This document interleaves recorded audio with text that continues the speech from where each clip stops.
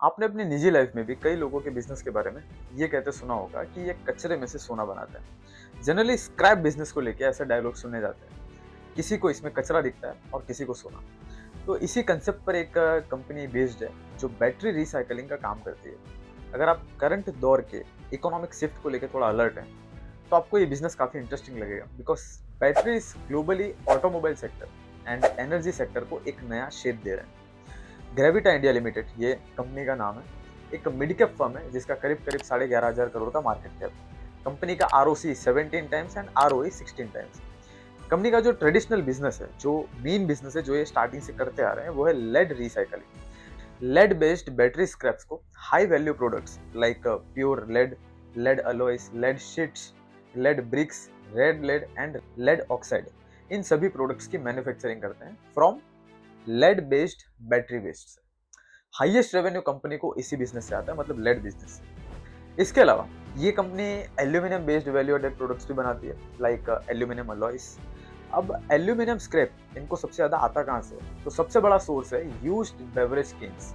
इनके असाइंड ऐसे global resources हैं जहां से ये कैंस इनकी फैक्ट्रीज में आते हैं। देन इसके अलावा industrial wastage, electrical wastage and कहीं पे अगर डिमोलिशन वगैरह हो रहा हो तो वहां पे जो वेस्टेज होता है वहां से ये एल्यूमिनियम उठाते हैं, मतलब ये इनके सब सोर्सेज हैं। अब हम वीडियो के दूसरे पार्ट में एंटर करते हैं। तो देखो, हर कंपनी की या हर इंडस्ट्री की वहाँ का जो उसका जो बिजनेस नेचर है उसके हिसाब से कुछ डिपेंडेंसीज रहती हैं, या आप कहो तो कुछ रेड फ्लैग्स रहते हैं। और वहीं पे हर कंपनी की कुछ इन जनरल प्रॉब्लम्स एसोसिएटेड भी रहती हैं, और ये प्रॉब्लम्स कभी कम कभी ज्यादा होती रहती हैं। देखो, यहाँ पर आप अगर क्वार्टरली बेसिस पर कंपनी के रेवेन्यू ग्रोथ पर एक नजर डालो तो यहाँ पर काफी समय से कोई ग्रोथ नहीं है, जिसमें मेन रीजन क्या है? तो देखो, इस कंपनी की जनरल डिपेंडेंसीज क्या है। जितना स्क्रैप इनको मिलेगा उतना ये रिसाइकल करेंगे और उतना बिजनेस जनरेट कर पाएंगे। ट्विस्ट यहाँ क्या है कि LME, लंदन मेटल एक्सचेंज, ने लेड प्राइसेस को ड्रास्टिकली कम कर दिया है। इससे हुआ क्या कि बाय वॉल्यूम ये ज्यादा लेड सेल कर रहे हैं, बट प्राइस कम होने की वजह से जो रेवेन्यू नंबर है वो कम दिखाई दे रहा है, और इसीलिए रेवेन्यू में एक मॉडरेशन दिख रहा है। देन सेकंड रीजन है एग्जीक्यूशन डिलेज। देखो, ये कंपनी एक्सट्रीमली एग्रेसिव एक्सपांशन कर रही है। अगर आपको बताऊं तो आज की जो इनकी टोटल कैपेसिटी है वो अगले 2 से 3 साल में डबल कर देंगे। तो अभी ये लोग फंस आ रहे हैं, तो जो प्लांट इनके रेडी हो चुके हैं वहां पे अप्रूवल्स डिले हो रहा है। रिसाइकलिंग के प्रोसेस में कई ऐसे hazards chemicals and gases release होते हैं, इसलिए इस तरह की रिसाइकलिंग कंपनीज के लिए बहुत ही टाइट अप्रूवल प्रोसेस रहता है। और भले ही एक समय तक अप्रूवल्स मिले या ना मिले, लाइक जो प्रेमाइसिस की फिक्स कॉस्ट है वो तो रहनी है। इसी वजह से प्रॉफिट्स भी कंपनी के मॉडरेट लग रहे हैं। एंड एक्सट्रीम कैपेसिटी एक्सपांशन के चलते कैपेसिटी यूटिलाइजेशन भी इनका फिलहाल 60% के आसपास है। देखो, कंपनी का जो एक्सपांशन है वो तो काफी स्ट्रेटेजिकल है। एक एग्जांपल देता हूँ, लाइक जहां से स्क्रैप जनरेट हो रहा है उसी के आसपास इन्होंने कलेक्शन यूनिट्स बना रखे हैं ताकि एक एफिशिएंसी आ सके, कॉस्ट बचाई जा सके। ये जस्ट एक एग्जांपल था, बाकी पूरा सेटअप इस कंपनी का जो है वो इसी तरह से ये लोग बना रहे हैं, जिसका भी पीक यूटिलाइजेशन नहीं आया। तो ऐसे ही कुछ बेसिक एंड जनरल प्रॉब्लम्स हैं जिससे कंपनी के रेवेन्यू में ग्रोथ नहीं दिख रही है। लेकिन ये प्रॉब्लम्स जो है वो कहीं ना कहीं शॉर्ट टर्म है, और अगर आप और मैं इस प्रॉब्लम को समझ पा रहे हैं, देख पा रहे हैं, तो डेफिनेटली कंपनी ने भी नोटिस तो किया ही होगा, इस पर एक्शंस भी लिए होंगे, और इन्हीं एक्शंस पर बेस्ड है कंपनी का फ्यूचर प्रॉस्पेक्ट्स। देखो, मोस्ट ऑफ द जो इन्वेस्टिंग फर्म्स हैं, जो ब्रोकरेज फर्म्स हैं, लाइक जैसे एक्सिस, ICICI, कोटक नियो, इन जैसी सभी कंपनीज ने ग्रेविटा इंडिया को एक बाय रेटिंग दिया है। इकरा ने भी कंपनी को बहुत ही लॉन्ग टर्म पॉजिटिव रिमार्क्स दिए। तो स्ट्रॉन्ग फ्यूचर एस्टिमेशंस के पीछे जो प्राइम रीजंस है वो है कंपनी का विजन 2028। एक प्रोमिनेंट लेड बेस्ड रिसाइकलर से ये कंपनी एक multi product circular economy leader बन सकती है। सर्कुलर इकोनॉमी मतलब क्या है कि एक प्रोडक्ट जब यूज होता है, कंज्यूम होता है, तो फाइनली वो वेस्ट बन जाता है। देन ग्रेविटा जैसी कंपनीज बीच में आती हैं और उस वेस्ट में से कोई ना कोई एक वैल्यू एडेड प्रोडक्ट्स बनाते हैं, तो ये एक सर्कुलर इकोनॉमी हो जाती है। फिर ये प्रोडक्ट फिर से यूज होता है। देन जैसा कि हमने पहले देखा, capacity expansion.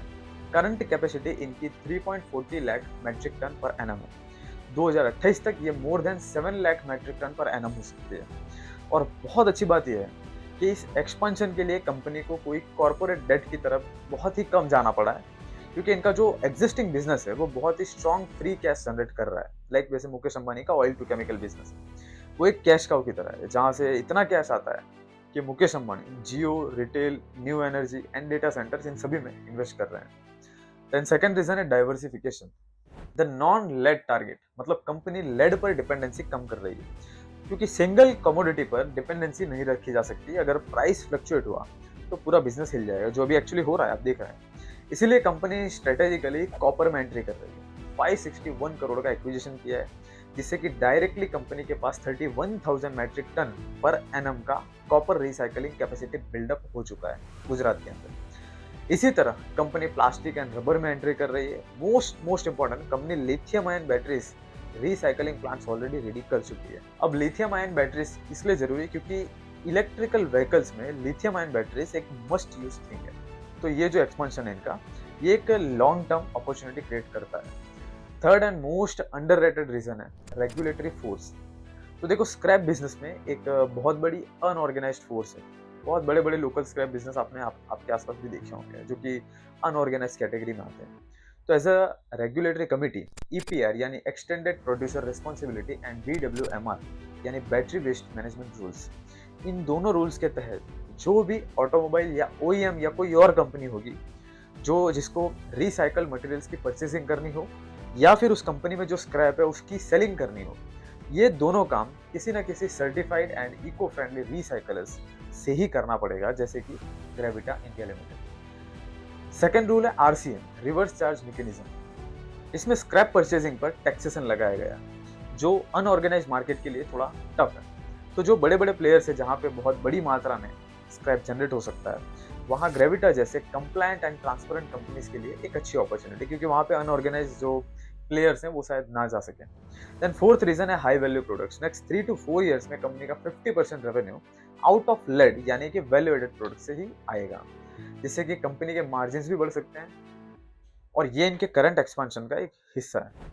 Then fifth reason है स्ट्रेटेजिक सोर्सिंग नेटवर्क। 70 कंट्रीज से कंपनी को स्क्रैप रिसीव होता है, ताकि सिर्फ इंडिया पे डिपेंडेंसी ना रहे।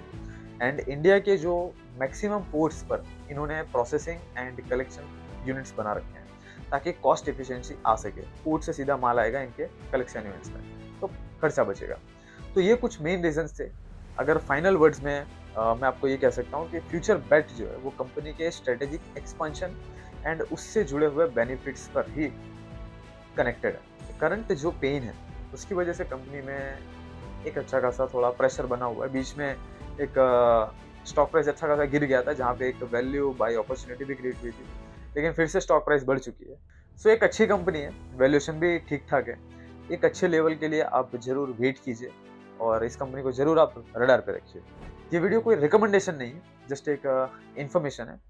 बिफोर टेकिंग एनी डिसीजन एक डीप एनालिसिस अपने टर्म्स पर जरूर कीजिए, एंड वीडियो को लाइक एंड चैनल को सब्सक्राइब जरूर कीजिएगा।